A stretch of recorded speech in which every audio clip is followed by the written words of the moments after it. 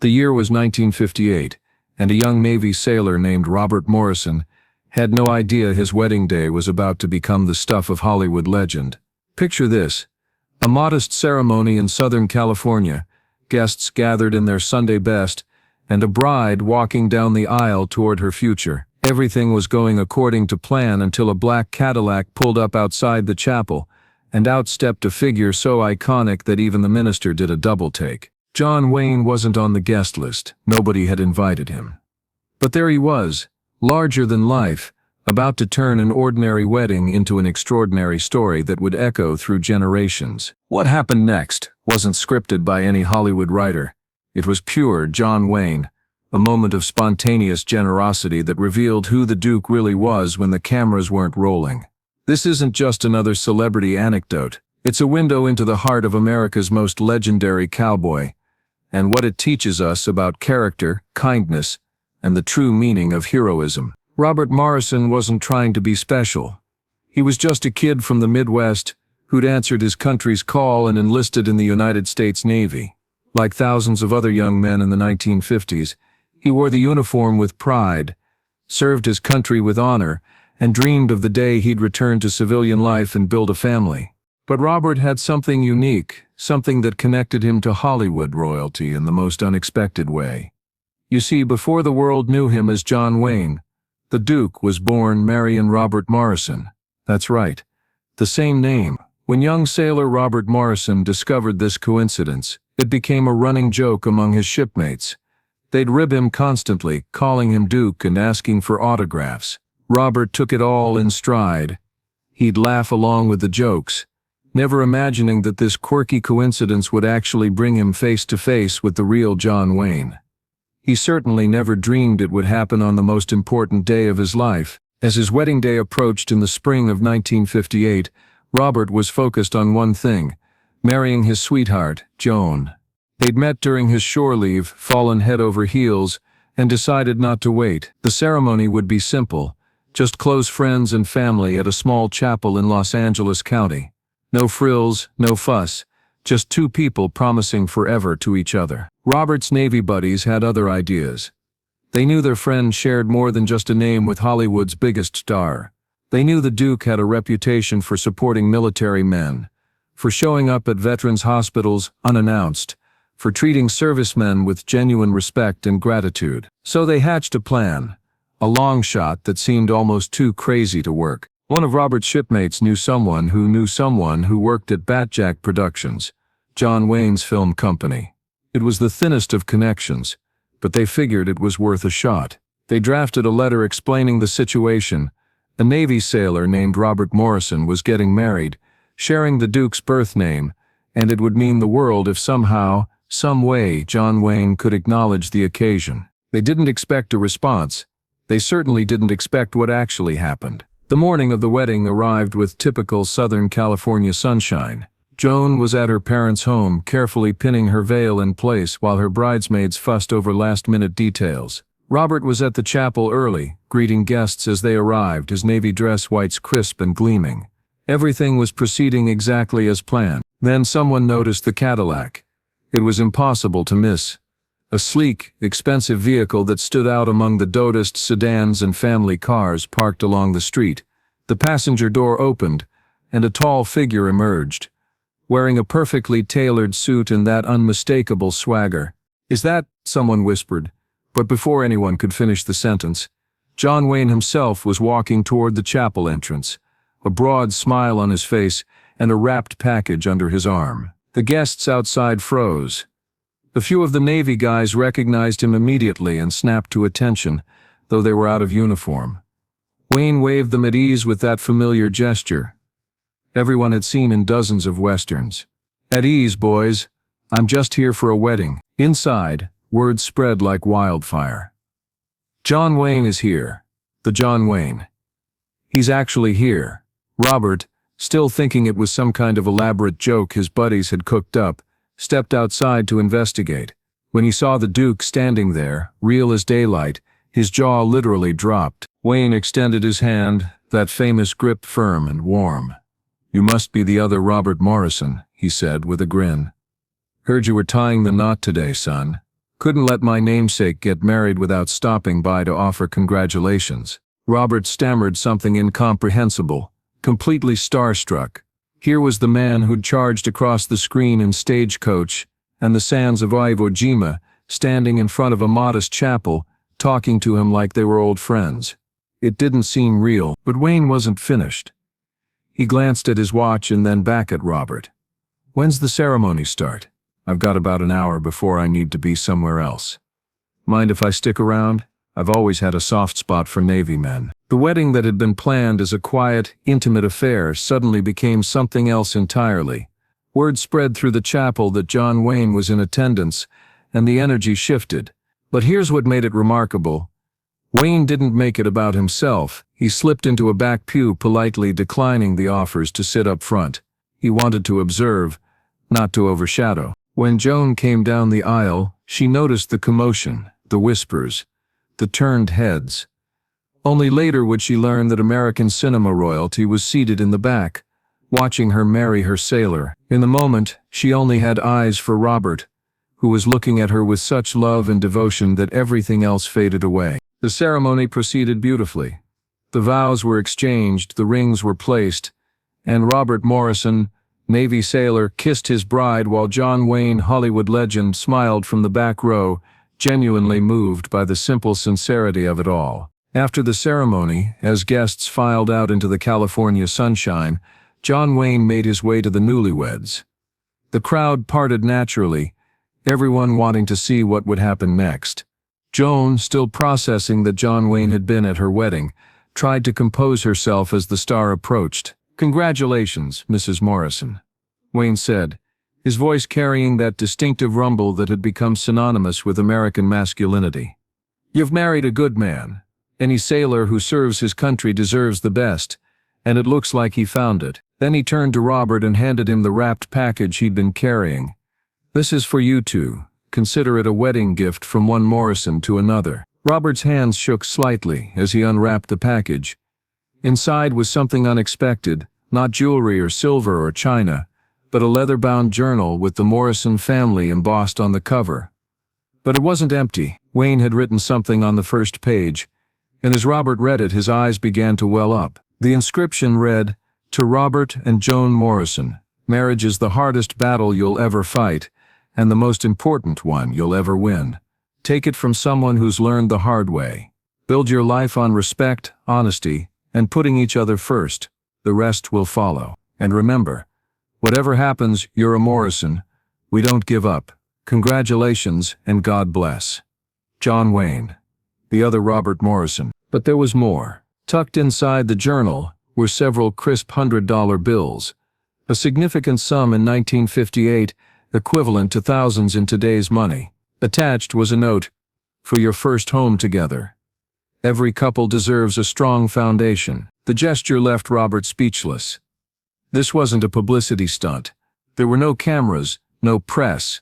Wayne had shown up purely out of respect for a fellow Morrison and a Navy serviceman. He'd taken time out of his impossibly busy schedule to honor two people he'd never met, simply because it was the right thing to do. Joan later said that moment taught her something profound about her new husband's name, and about the man who'd made that name famous. It wasn't about the money, she recalled years later. It was about Duke seeing something in us worth celebrating. He made us feel like our marriage mattered, like we mattered. In a world where celebrities seem so distant, he made himself human. Wayne stayed for a few minutes more, chatting with guests, shaking hands with Robert's Navy buddies, and even posing for a handful of photographs. Then, as quickly as he'd arrived, he was gone, sliding back into that black Cadillac and disappearing down the street, leaving behind a wedding party that would talk about this day for the rest of their lives. To understand why John Wayne crashed a stranger's wedding requires understanding who the Duke really was beneath the Hollywood veneer. The public knew him as the ultimate American hero, tough, uncompromising, a symbol of rugged individualism. But those who knew him personally saw something more complex and infinitely more interesting. Wayne's support for military servicemen wasn't an act. It was deeply personal, though he never served in combat himself, a fact that haunted him throughout his life. He channeled his respect for those who did serve into consistent, meaningful action. He visited VA hospitals without fanfare. He sent personal letters to wounded soldiers. He showed up at military funerals when families requested it. And yes, he crashed weddings when the spirit moved him. His business partner and close friend, producer Michael Wayne, once explained it this way. Dad felt he owed a debt to military men. He knew he'd made his career playing heroes, while real heroes were fighting and dying.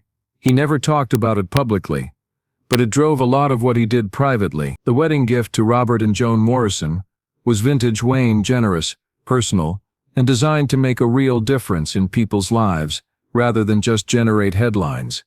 The money he gave them was substantial, but the inscription in that journal was priceless. It revealed Wayne's own struggles with marriage, his understanding of what it takes to build a lasting partnership, and his desire to help others avoid the mistakes he'd made. Wayne had been married 3 times and divorced twice by 1958.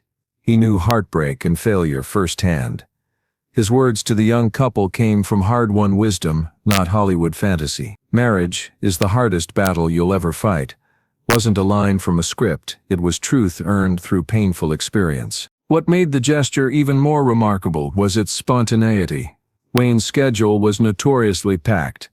In 1958, he was at the height of his career, juggling multiple film projects, business ventures, and personal obligations.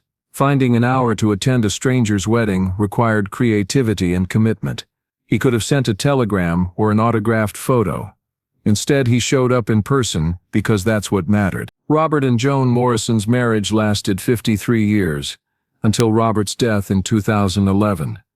Joan followed him 3 years later. Throughout their life together, they kept that leather journal in a place of honor, and they built their relationship on the principles John Wayne had written on that first page: respect, honesty, and putting each other first. Their children grew up hearing the story of how John Wayne crashed their parents' wedding. Their grandchildren heard it too, and with each retelling, the story carried forward not just the memory of a celebrity encounter, but a lesson about character and kindness that transcended Hollywood. Robert used the money Wayne gave them as a down payment on their first house, a modest home in San Diego where they raised 3 children. He served 20 years in the Navy, retiring as a chief petty officer.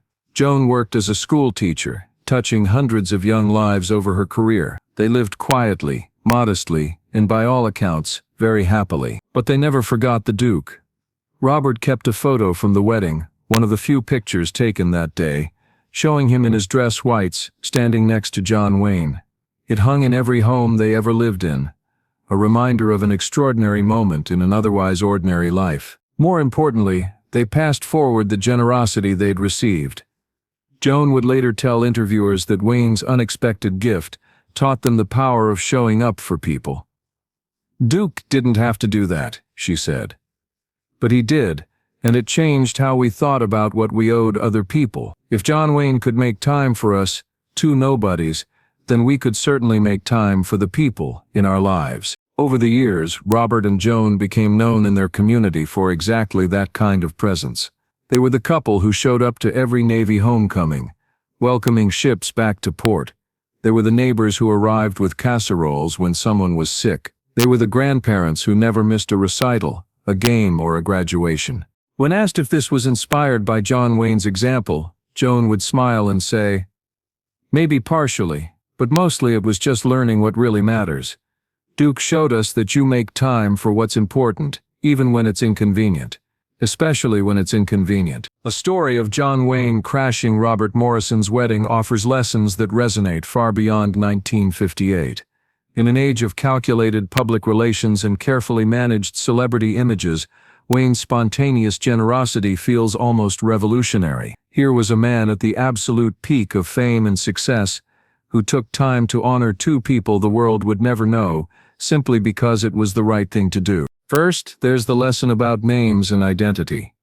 Robert Morrison could have been embarrassed by sharing a name with such a famous figure. He could have changed it or hidden it. Instead, he embraced the quirk of fate, and that embrace led to an unforgettable experience. We all carry names, identities, and characteristics we didn't choose. How we respond to them, with humor, grace, or resentment, shapes our lives in unexpected ways. Second, there's the power of showing up. Wayne didn't send money through an assistant. He didn't mail an autograph. He physically appeared at a stranger's wedding because he understood that presence matters more than presence. In our modern world of texts and emails and social media messages, the act of showing up in person has become almost radical. Wayne's example reminds us that sometimes the greatest gift we can give is ourselves, our time, our attention. Third, there's the lesson about generosity without audience. No press covered this wedding. No publicist arranged it.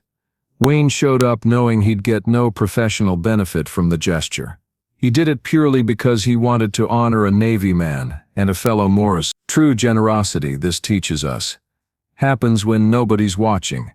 It's not about the recognition, it's about the act itself. Fourth, there's wisdom in Wayne's written message to the couple.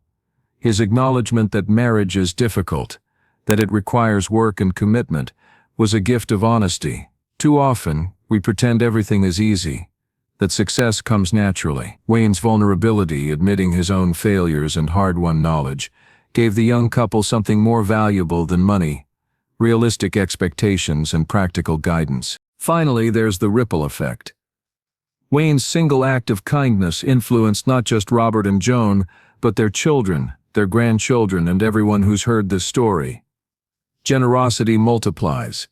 Kindness compounds. 1 hour at a wedding in 1958 created waves that are still spreading today, inspiring others to show up, to be present, to do the unexpected thing that makes someone's life a little brighter. John Wayne died in 1979, leaving behind a filmography that defined American cinema and a public persona that shaped how generations viewed heroism and masculinity.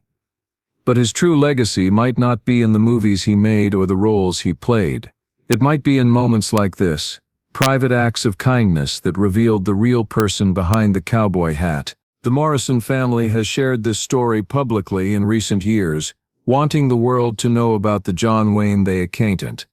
Not the film star or the political figure or the cultural icon, but the human being who took time for people who couldn't advance his career or boost his public image. People have complicated feelings about John Wayne now, Robert and Joan's daughter said in a recent interview. But I can only tell you what he did for my parents. He showed up. He cared. He gave from his heart. That's the Duke I know, the one my parents knew, and that's the man I choose to remember. That sentiment captures something important. We can debate John Wayne's politics, his film choices, his public statements, but this story stands apart from all that. A pure moment of human connection that transcends ideology and controversy. It's a reminder that people are complex, that even icons are human, and that sometimes the smallest gestures create the biggest impact. The leather journal Wayne gave Robert and Joan is now kept by their eldest son, passed down as a family heirloom. The inscription remains as clear and powerful as it was in 1958. The money is long spent, turned into mortgage payments and a lifetime of memories in the home it helped purchase. But the lesson endures. Show up for people. Be generous without expecting recognition. Share your wisdom honestly. Put others first. Fight for what matters. Never give up. These weren't just words John Wayne wrote in a journal. They were principles he lived, at least in his best moments. And on a spring day in 1958, he shared them with a young Navy couple who carried them forward for more than 5 decades. That's not just a celebrity story. That's a legacy worth remembering, worth sharing, worth living ourselves. Because in the end, we're all just people trying to figure out how to live well, how to love well, how to leave the world a little better than we found it. John Wayne crashed a wedding and left behind more than a gift. He left an example, and in doing so, he proved that real heroism isn't about what you do on camera, it's about who you are when nobody's watching, when there's no script to follow, when it's just you and the choice to make someone's day extraordinary. That's the John Wayne story they don't make movies about. But maybe they should.